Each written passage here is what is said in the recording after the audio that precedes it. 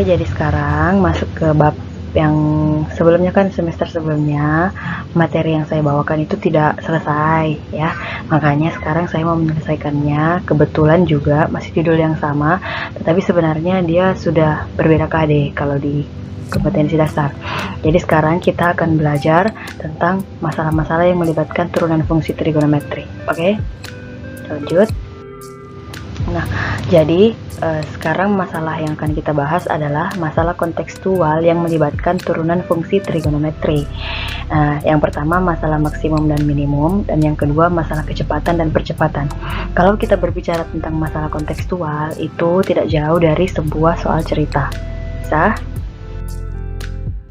Nah, ini dia contoh pertama masalah maksimum dan minimum. Soalnya bilang, sebuah danau buatan berbentuk lingkaran dengan panjang jari-jari 500 meter. Jadi kalau jari-jarinya 500 meter, diameternya berapa? Ayo. Nah, kemudian seseorang ingin berenang dari tempat A ke tempat B melalui C. Seperti gambar ini ya, saya langsung ke gambarnya jelaskan. Jadi katanya seseorang itu ingin berenang dari A ke B melalui C. Artinya kita akan berenang lurus ke B sebenarnya, andaikan dia tidak mau lewat C tapi dia mau lewat C. Maka caranya adalah dia harus berenang lurus dari A ke C, kemudian dia akan berjalan menyusuri tepi danau yang berbentuk lingkaran. Lingkaran ke tempat B seperti gambar ya kan. Nah, ini kemudian soalnya jika kecepatan berenang orang tersebut 1 meter per second, dari A ke C dia punya kecepatan sebesar 1, kemudian kecepatan jalan C ke B nanti adalah 2 meter per second. Jarak dalam meter, jarak dalam m meter, dan total waktu yang dibutuhkan dalam t detik. Tentukan. Yang pertama, alfa, agar total waktu yang dibutuhkan orang tersebut minimum. Alfa itu sudut yang terjadi antara mereka, bentuk mereka begitu, dan total waktu minimum yang ditempuh orang tersebut. Nah, disinilah kita akan menggunakan turunan fungsi trigonometri.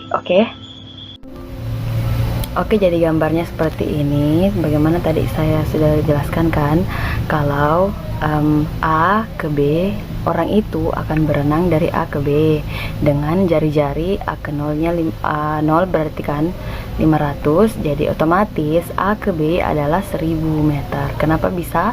Karena jari-jari adalah diameter adalah 2 kalinya jari-jari. Nah, kemudian kan sudah ditentukan alfanya. Alfa adalah sudut keliling atau sudut yang ada di pinggiran lingkaran tersebut. Nah, kemudian sudut yang di tengah ini adalah sudut pusatnya, dan sudut pusat itu adalah pusat sama dengan 2 kali sudut keliling. Kebetulan sudut kelilingnya adalah alfa, berarti sudut pusat sama dengan 2 kali alfa. Ini kenapa bisa ada. Kemudian apalagi lanjutnya? Sekarang tugas kita adalah mencari jarak antara A ke C dengan C ke B. Yang pertama AC dulu. Bagaimana cara menemukan panjang AC? Karena diketahui hanya AB dan alfa, artinya kita bisa menggunakan kosekan. Jadi ingat kembali rumus kosekan alfa sama dengan samping per miring. Sampingnya apa?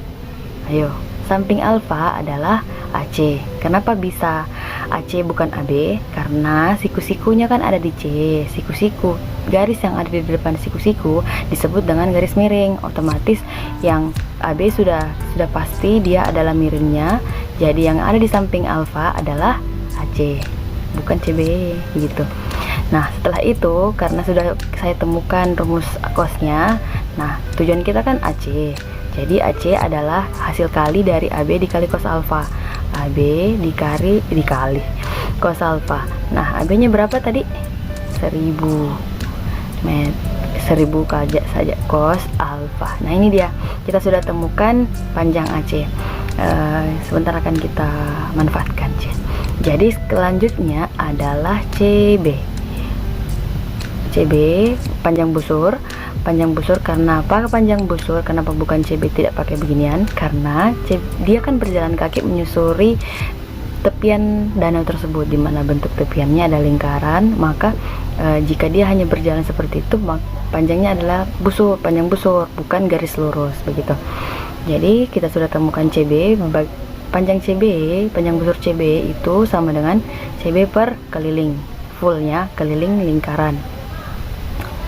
Kita bikin persamaan dengan bantuan sudut, berarti sudutnya CB itu sudut kelilingnya, sudut pusat yang kita gunakan yaitu 2 alfa.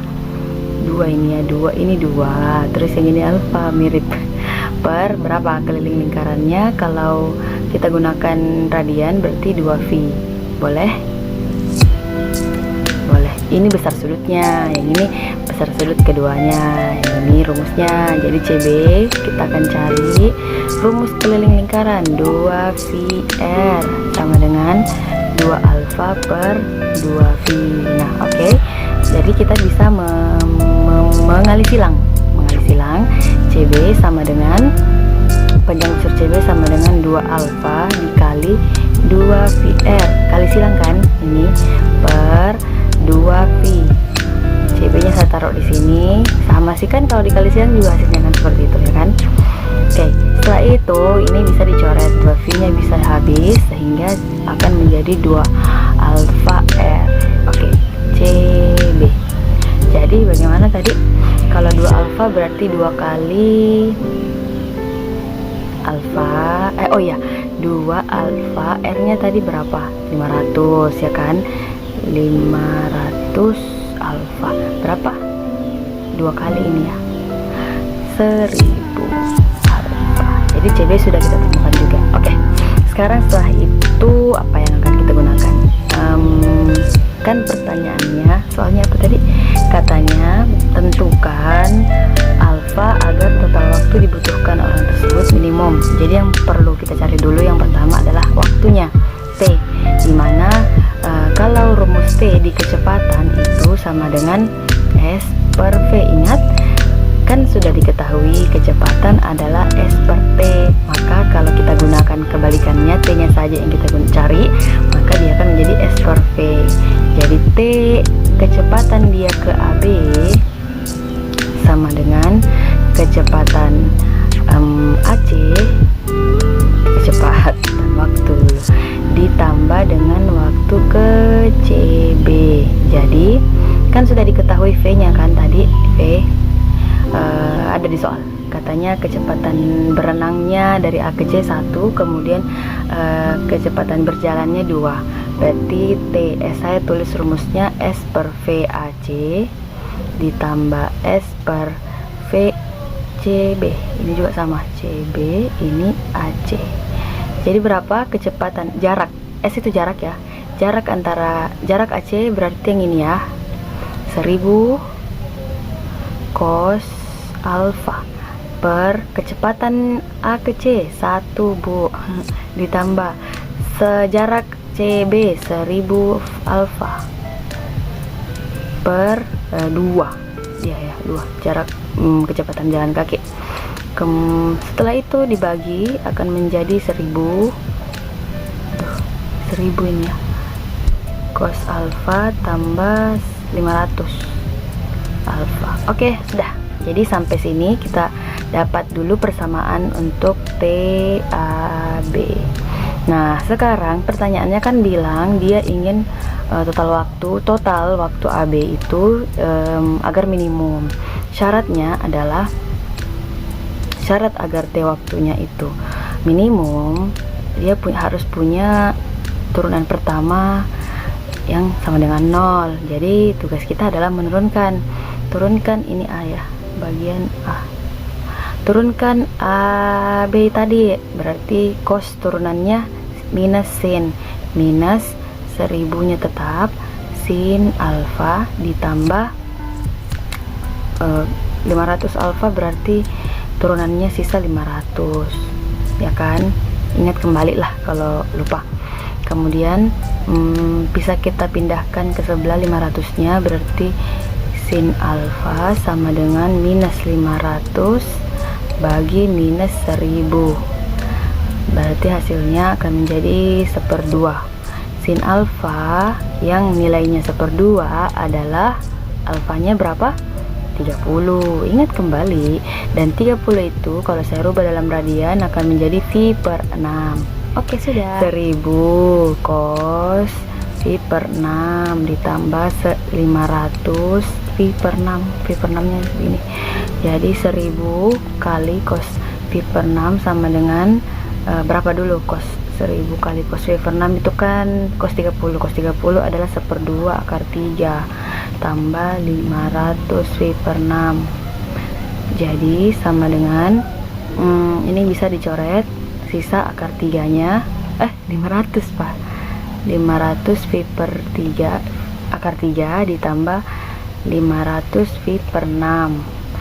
Nah, ini saya bisa keluarkan 500 nya di dalam sisa akar 3 ditambah V/6. Ini dia hasilnya. Jadi kecepatan total waktu minimum yang ditempuh orang tersebut dalam detik adalah seperti ini. Oke, mohon maaf tadi.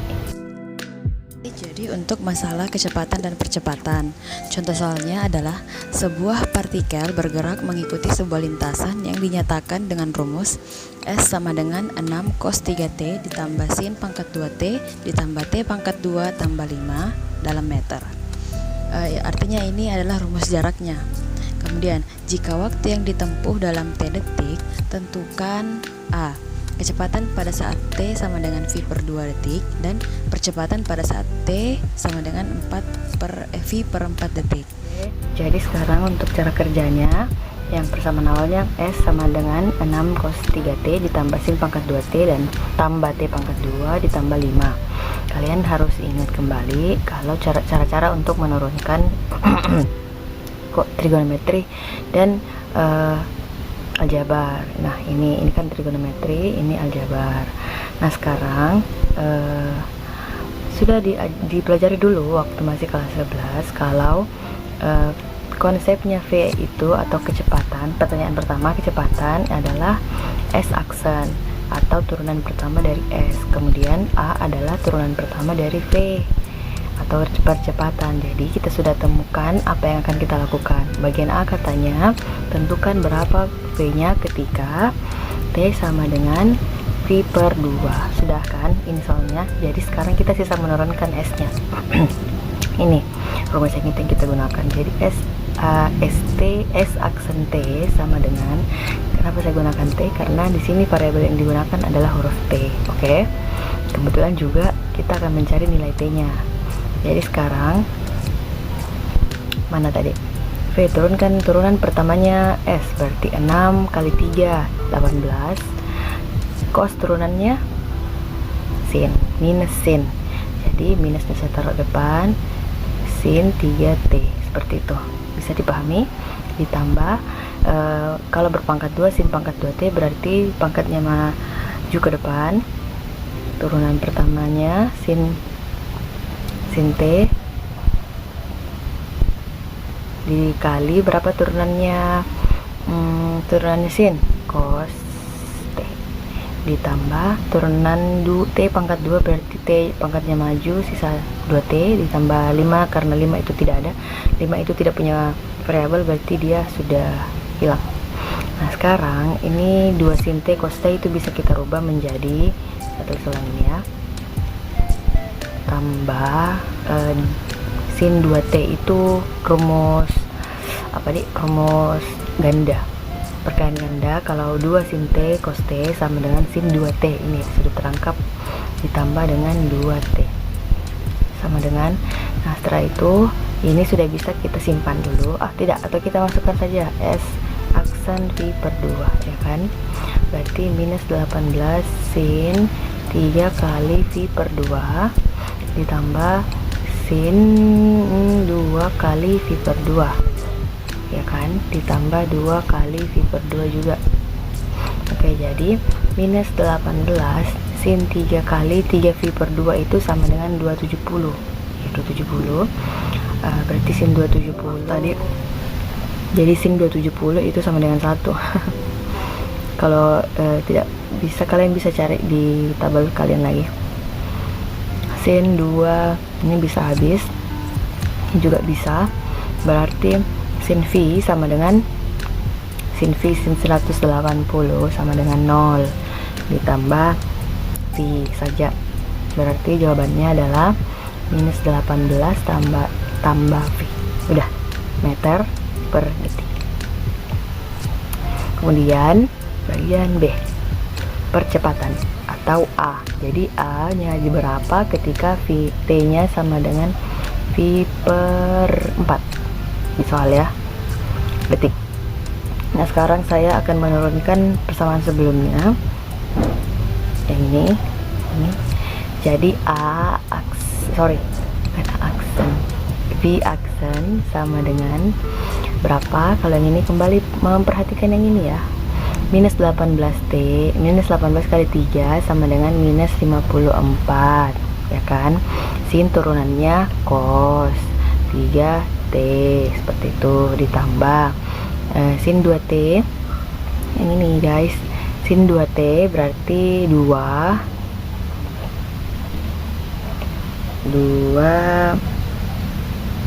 cos T, turunannya sin kan cos,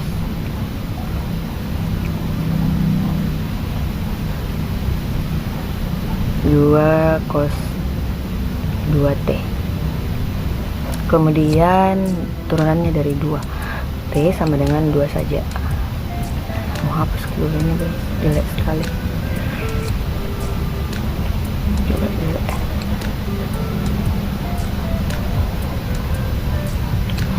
Oke, jadi sekarang kita lanjutkan minus 54T cos 3T ini selesai. Jadi saya bisa masukkan V aksen V per 4 ke dalam T. Jadi minus 54 cos 3 kali V per 4 ditambah 2 cos 2 kali V per 4 tambah 2 sama dengan minus 54 dikali 3 V per 4 berarti 3V per 4 sama dengan 3 kali 180 bagi 4 berarti 135 derajat. Kemudian ini bisa disederhanakan 2 berarti V per 2 cos V per 2 sebentar dipakai. Oke, jadi berapa tadi? Cos 135 sama dengan cos di kuadran 2 begini kalau kalian lupa. Jadi kan 135 ada di kuadran 2 ya kan, kemudian soalnya adalah cos di sana itu minus. Nah kalau minus 135 minus dengan 135 itu sama dengan 180 kurang 45 yang jadi patokan kita. Nah biasa dan selama ini kita tahu kalau angka 45 selalu 1/2 akar 2 meskipun dia cos ataupun sin. Jadi nilainya adalah 1/2 akar 2 tapi minus. Jadi di sini minus 54 dikali minus 1/2 akar 2. Bisa dipahami maksud saya.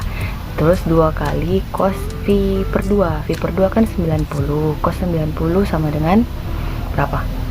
Cos 90 itu 0. Ya, 0 pintar. Ditambah 2. Berarti sama dengan berapa ini? Minus kali minus positif, berarti sisa 54 bagi 2. Berapa 54 bagi 2? 27. Biar tulis dulu nah. Tambah 2 kali 0 kan 0, berarti sudah begini saja. Nah, jadi hasilnya ini 27 akar 2 ditambah 2. T meter per detik. Meter tebal sebagian. Meter per detik pangkat 2 karena dia adalah percepatan. Bisa dipahami? Oke. Jadi itu dia tadi penjelasan saya. Terima kasih banyak atas kesempatannya. Assalamualaikum warahmatullahi wabarakatuh.